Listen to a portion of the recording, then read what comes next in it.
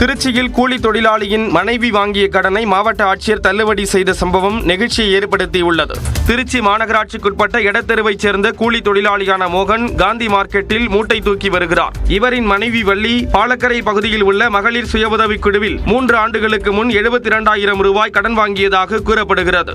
இந்நிலையில் வள்ளி அண்மையில் உடல்நலக்குறைவு ஏற்பட்டு உயிரிழந்தார். வள்ளி வாங்கிய கடன் வட்டியை சேர்த்து 90,000 ரூபாய் செலுத்த வேண்டும் என கூலி தொழிலாளியான மோகனை மகளிர் சுய உதவிக் குழுவைச் சேர்ந்தவர்கள் மிரட்டியதாக கூறப்படுகிறது. இதுகுறித்து திருச்சி மாவட்ட ஆட்சியரிடம் புகார் அளித்த கூலி தொழிலாளி மோகன் கடனை தள்ளுபடி செய்ய வேண்டும் என கோரிக்கை விடுத்தார். இதையடுத்து மகளிர் சுய உதவிக் குழுவிடம் மோகனின் மனைவி வள்ளி வாங்கிய கடனை தள்ளுபடி செய்து ஆட்சியர் பிரதீப் குமார் உத்தரவிட்டார். வனத்துறை அனுமதி இல்லாமல் யானையை கோயிலில் வைத்திருந்ததாக அமைச்சர் பொன்முடி கூறியது குறித்து ஆய்வு செய்யப்படும் என அமைச்சர் சேகர்பாபு கூறியுள்ளார். சபரிமலை ஐயப்ப பக்தர்களுக்காக 5 லட்சம் பிஸ்கெட் பாக்கெட்டுகள் மற்றும் 2000 பிளாஸ்குகள் அனுப்பி வைக்கும் நிகழ்ச்சி சென்னை பாடியில் நடைபெற்றது. இதில் கலந்து கொண்ட பின் செய்தியாளர்களை சந்தித்த அமைச்சர் சேகர்பாபு ஐயப்பன் கோயிலுக்கு செல்லும் தமிழக பக்தர்களின் வசதிக்காக சென்னையில் உள்ள அறநிலையத்துறை தலைமை அலுவலகத்தில் 24 மணி நேரமும் இயங்கும் இலவச தகவல் மையம் செயல்பட்டு வருகிறது என்றார். வனத்துறை அனுமதியின்றி திருச்செந்தூர் முருகன் கோயிலில் யானை வைக்கப்பட்டுள்ளதாக அமைச்சர் பொன்முடி பேசியது குறித்தும் சேகர்பாபு விளக்கமளித்தார். அது குறையாக எடுத்துக்கொள்ளக்கூடாது. அவர் ஏதோ ஒரு சூழ்நிலையில் சுட்டிக்காட்டியதாகத்தான் நாங்கள் எடுத்துக்கொள்கிறோம். அவர் சொல்லிய அந்த கருத்துக்கேற்ப திருக்கோயிலில் முழுவதுமாக அங்கே இருக்கின்ற சூழ்நிலையும் அந்த யானை இறந்த சூழ்நிலையையும் ஆராய்ந்து அவர் சொல்லியபடி ஏதாவது குறைகள் இருந்தால் நிச்சயமாக அவைகள் நிவர்த்தி செய்யப்படும். அறநிலையத்துறை கட்டுப்பாட்டில் உள்ள கோயில்களில் வனத்துறை அனுமதி இல்லாமல் வளர்க்கப்படும் யானைகளுக்கு விரைவில் அனுமதி பெறப்படும் எனவும் அமைச்சர் சேகர்பாபு தெரிவித்தார். தொடர்ந்து எக்ஸ்பிரஸ் செய்திகளை பார்க்கலாம்.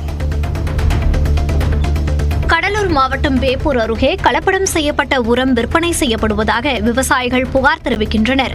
சிறுபாக்கம் சுற்றுவட்டார பகுதிகளில் சுமார் 10,000 ஏக்கருக்கு மேல் சம்பா நெற்பயிர் நடவு பணி நடைபெறுகிறது. கடந்த 3 நாட்களுக்கு முன்பு நடவு பணியின் போது இந்த பயிர்கள் மீது தூவப்பட்ட உரம் தற்போது வரை கரையாமல் வயல் முழுவதும் காகிதப்பந்து போல மிதப்பதாக விவசாயிகள் குற்றம் சாட்டுகின்றனர். உரம் நான் என் வயசுக்கு வாங்கி இது மாதிரி நான் பார்த்ததில்லை. பாருங்க 4 நாளாவது இன்னும் மிதக்குது. கடைக்காரங்களை கேட்டால் எனக்கு தெரியாது, நான் வாங்கி விற்கிறேன், எனக்கு ஒன்றும் தெரியாது அப்படின்னு கையை விரிச்சுட்டாரு.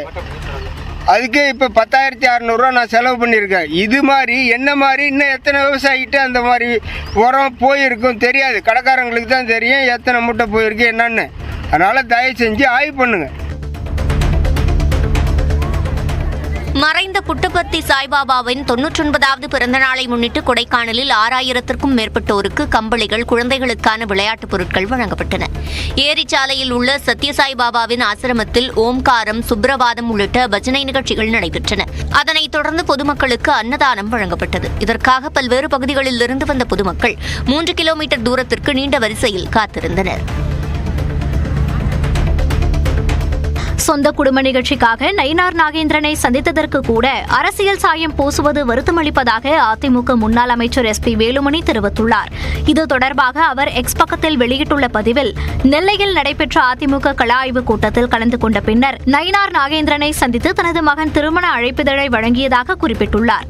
அதிமுக பொதுச் செயலாளர் எடப்பாடி பழனிசாமியுடன் தனக்கு எந்தவித கருத்து வேறுபாடும் இல்லாத நிலையில் இருவருக்கும் இடையே கருத்து வேறுபாடு இருப்பதாக செய்தி வெளியிட்டிருப்பதை வன்மையாக கண்டிப்பதாகவும் SP வேலுமணி பதிவிட்டுள்ளார். விபத்தில் சிக்கி மூளைச்சாவு அடைந்த கள்ளக்குறிச்சி மாவட்டத்தைச் சேர்ந்த 34 வயது இளைஞரின் உடல் உறுப்புகள் தானமாக வழங்கப்பட்டன. கல்வராயன் மலை தும்பை பகுதியைச் சேர்ந்த சம்பத்குமார் கடந்த 20ஆம் தேதி இருசக்கர வாகன விபத்தில் சிக்கி பலத்த காயமடைந்தார். அவர் சேலம் அரசு மருத்துவமனையில் அனுமதிக்கப்பட்டிருந்த நிலையில் மூளைச்சாவு அடைந்தார்.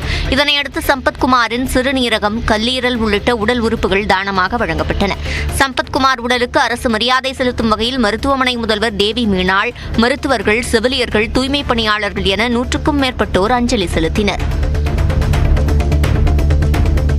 திருவாரூர் மாவட்ட ஆட்சியர் முகாம் அலுவலகம் அருகே அழுகிய நிலையில் 19 வயதுடைய இளைஞரின் சடலம் மீட்கப்பட்டுள்ளது. பாழடைந்த நிலையில் பயன்பாட்டில் இல்லாத கட்டடத்தில் இருந்து துர்நாற்றம் வீசியதால் காவல்துறையினர் ஆய்வு செய்தனர். அப்போது அழுகிய நிலையில் ஆண் சடலம் இருப்பது தெரியவந்தது. விசாரணையில் அவர் கள்ளக்குறிச்சி மாவட்டத்தைச் சேர்ந்த 19 வயதான தீபக் என்பதும் அவரை காணவில்லை என பெற்றோர் 10 நாட்களாக தேடி வந்ததும் தெரியவந்தது. அவர் கொலை செய்யப்பட்டாரா அல்லது தற்கொலை செய்தாரா என விசாரணை நடைபெற்று வருகிறது. கட்சி நிர்வாகிக்கு கொலை மிரட்டல் விடுத்ததாக காங்கிரஸ் கட்சியின் தேசிய செயலாளர் மயூரா ஜெயக்குமார் மீது வழக்கு பதிவு செய்யப்பட்டுள்ளது. கோவை விமான நிலையத்தில் கடந்த 17ஆம் தேதி காங்கிரஸ் கட்சியின் INTUC மாநில செயலாளர் கோவை செல்வத்திற்கும் தேசிய செயலாளர் மயூரா ஜெயக்குமாருக்கும் இடையே கடும் வாக்குவாதம் ஏற்பட்டது. அப்போது மயூரா ஜெயக்குமார் கோவை செல்வத்தை தாக்க முற்பட்டதாக தெரிகிறது. இதையடுத்து கோவை செல்வம் அளித்த புகாரின் பேரில் மயூரா ஜெயக்குமார் மீது பீளமேடு காவல் நிலையத்தினர் 2 பிரிவுகளின் கீழ் வழக்கு பதிவு செய்துள்ளனர். தொடர்ந்து 1 நிமிட செய்திகளை பார்க்கலாம்.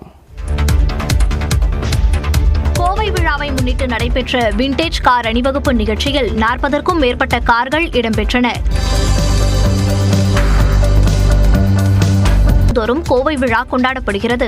அந்த வகையில் இந்த ஆண்டு நடைபெறும் விழாவின் ஒரு பகுதியாக பழமையான கிளாசிக் கார்கள் அணிவகுப்பு நடந்தது. ரேஸ்கோர்ஸ் பகுதியில் தொடங்கிய இந்த அணிவகுப்பை கோவை மாவட்ட ஆட்சியர் கிராந்திகுமார் பாடி தொடங்கி வைத்தார். இதில் 1931 முதல் 1980ஆம் ஆண்டு வரையுள்ள கார்கள் இடம்பெற்றன.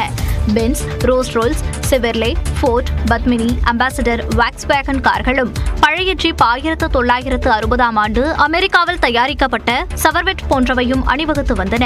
பழைய மாடல் கார்களை வைத்து பராமரிப்பது ஒரு நல்ல அனுபவம் எனவும் கார்களை பார்ப்பதற்கு நிறைய பேர் வருவார்கள், புதிய அறிமுகங்கள் ஏற்படும் எனவும் கார்களை பராமரித்து வரும் உரிமையாளர்கள் தெரிவிக்கின்றனர். இது வந்து பாத்தீங்கன்னா 1943 மாடல் ஃபோர்டு GPW ஜீப் இதெல்லாம் பாத்தீங்கன்னா ஸ்கிராப் கண்டிஷன் இருந்துச்சுங்க. ஸோ இது மாதிரி ஃபுல்லா ரீஸ்டோர் பண்ண எனக்கு 3 இயர்ஸ் டைம் ஆச்சுங்க. ஃபுல்லா ரீஸ்டோர் பண்ணி இந்த மாதிரி ஷோ நடக்கிறப்ப நம்ம கொண்டு வந்து எல்லாரும் வண்டி பார்க்குறப்ப நம்மளுக்கு ரொம்ப ஹாப்பியாக ஃபீல் பண்ணுதுங்க. இந்த மாதிரி நிறைய ஈவெண்ட் கண்டக்ட் பண்ணால் நல்லா இருக்குங்க. பழைய மாடல் கார்களை புதிய கார்கள் போல தற்போது வரை பாதுகாத்து வைத்து இருப்பதும் ஆச்சரியம் அளிப்பதாக கார் அணிவகுப்பை பார்க்க வந்தவர்கள் தெரிவித்தனர். திருச்சியில் கூலி தொழிலாளியின் மனைவி வாங்கிய கடனை மாவட்ட ஆட்சியர் தள்ளுபடி செய்த சம்பவம் நெகிழ்ச்சியை ஏற்படுத்தியுள்ளது. திருச்சி மாநகராட்சிக்குட்பட்ட எடத்தெருவைச் சேர்ந்த கூலி தொழிலாளியான மோகன் காந்தி மார்க்கெட்டில் மூட்டை தூக்கி வருகிறார். இவரின் மனைவி வள்ளி பாலக்கரை பகுதியில் உள்ள மகளிர் சுய உதவிக் குழுவில் 3 ஆண்டுகளுக்கு முன் 72,000 ரூபாய் கடன் வாங்கியதாக கூறப்படுகிறது. இந்நிலையில் வள்ளி அண்மையில் உடல்நலக்குறைவு ஏற்பட்டு உயிரிழந்தார். வள்ளி வாங்கிய கடன் வட்டியை சேர்த்து 90,000 ரூபாய் செலுத்த வேண்டும் என கூலி தொழிலாளியான மோகனை மகளிர் சுய உதவிக் குழுவைச் சேர்ந்தவர்கள் மிரட்டியதாக கூறப்படுகிறது. இதுகுறித்து திருச்சி மாவட்ட ஆட்சியரிடம் புகார் அளித்த கூலி தொழிலாளி மோகன் கடனை தள்ளுபடி செய்ய வேண்டும் என கோரிக்கை விடுத்தார். இதையடுத்து மகளிர் சுய உதவிக் குழுவிடம் மோகனின் மனைவி வள்ளி வாங்கிய கடனை தள்ளுபடி செய்து ஆட்சியர் பிரதீப் குமார் உத்தரவிட்டார்.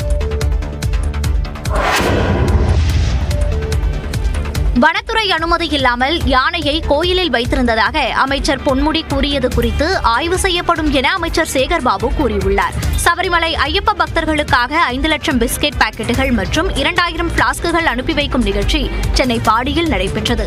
இதில் கலந்து கொண்ட பின் செய்தியாளர்களை சந்தித்த அமைச்சர் சேகர்பாபு ஐயப்பன் கோயிலுக்கு செல்லும் தமிழக பக்தர்களின் வசதிக்காக சென்னையில் உள்ள அறநிலையத்துறை தலைமை அலுவலகத்தில் 24 மணி நேரமும் இயங்கும் இலவச தகவல் மையம் செயல்பட்டு வருகிறது என்றார். வனத்துறை அனுமதியின்றி திருச்செந்தூர் முருகன் கோயிலில் யானை வைக்கப்பட்டுள்ளதாக அமைச்சர் பொன்முடி பேசியது குறித்தும் சேகர்பாபு விளக்கமளித்தார். அது குறையாக எடுத்துக்கொள்ளக்கூடாது. அவர் ஏதோ ஒரு சூழ்நிலையில் சுட்டிக்காட்டியதாகத்தான் நாங்கள் எடுத்துக்கொள்கிறோம்.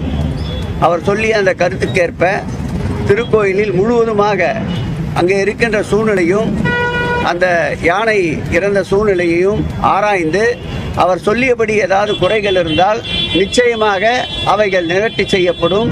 அறநிலையத்துறை கட்டுப்பாட்டில் உள்ள கோயில்களில் வனத்துறை அனுமதி இல்லாமல் வளர்க்கப்படும் யானைகளுக்கு விரைவில் அனுமதி பெறப்படும் எனவும் அமைச்சர் சேகர்பாபு தெரிவித்தார்.